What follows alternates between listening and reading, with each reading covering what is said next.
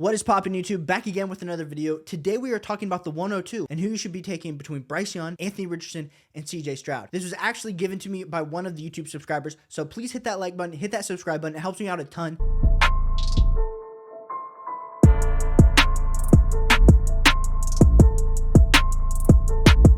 Right now, as a Dynasty community, we have really put Anthony Richardson as the 102. And while I think that is a great play to have, here are some of my thoughts around it. Let's say your team has been so bad that you lack quarterback play in your Superflex league. So you need a quarterback to just hit a grand slam. Who can be that first round startup pick for you so that you can build out the rest of your roster? Because in Superflex, you don't want to be worrying about your quarterback. You want elite level production and you want it for many years to come. Bryce Young and CJ Stroud felt like very safe prospects to be drafting. While Anthony Richardson, and everyone says, oh, he doesn't have the arm, it's not very accurate, comes out at the combine and puts up the most amazing combine athletically from a quarterback we've seen ever. When you watch him play, you think, oh, Cam Newton, Michael Vick, Lamar Jackson, Dante Culpepper, Donovan McNabb. And I know saying those guys, like, it feels like a mixture of all those guys. On Player Profiler, he is very much directly compared to Josh Allen. When you have a guy that has an athletic score of 116.6, On Player Profiler all time has a top 100 athletic score for any position. So this dude is an uber athlete and he plays quarterback. I don't know how you can't be taking him at the 102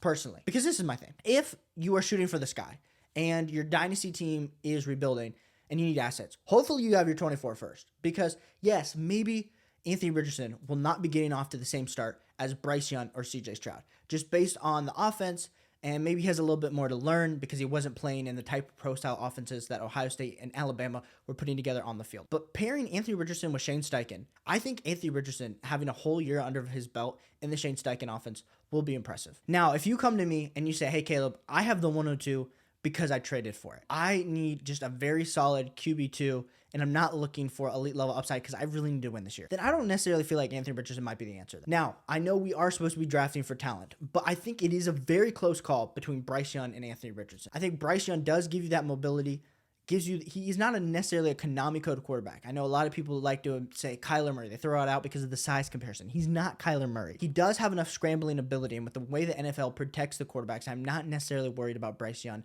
long term. So if you were to tell me who am I taking at the 102, 103, 104?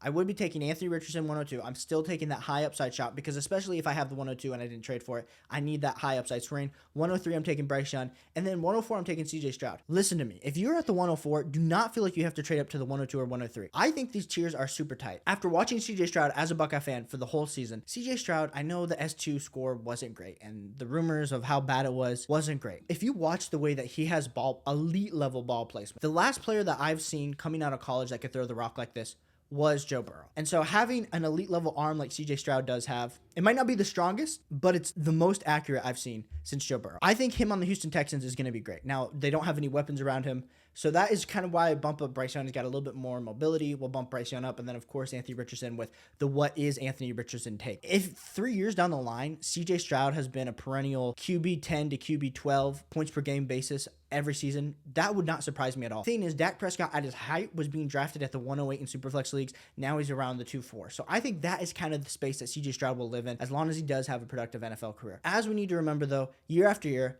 there's been 3 or 4 quarterbacks that come into the league, and not all of them shine. Giving an example, a few years ago, Tua was getting drafted over Justin Herbert just a few years ago in Superflex leagues, and then Justin Herbert gets out to a fast start, and people are like, oh, Joe Burrow and Justin Herbert, and where's Tua? Feels like you missed out on Tua. I think the same thing could happen this year, but I think all these guys are super talented, and I would be drafting them at the 102, 103, 104, and I would not be taking Jahmyr Gibbs or JSN over any of these guys because we are playing in Superflex leagues. If you like this video, hit that like button, hit that subscribe button. We're going to be putting out more content each and every day. I appreciate you tuning in, and I'll catch you on the flip side.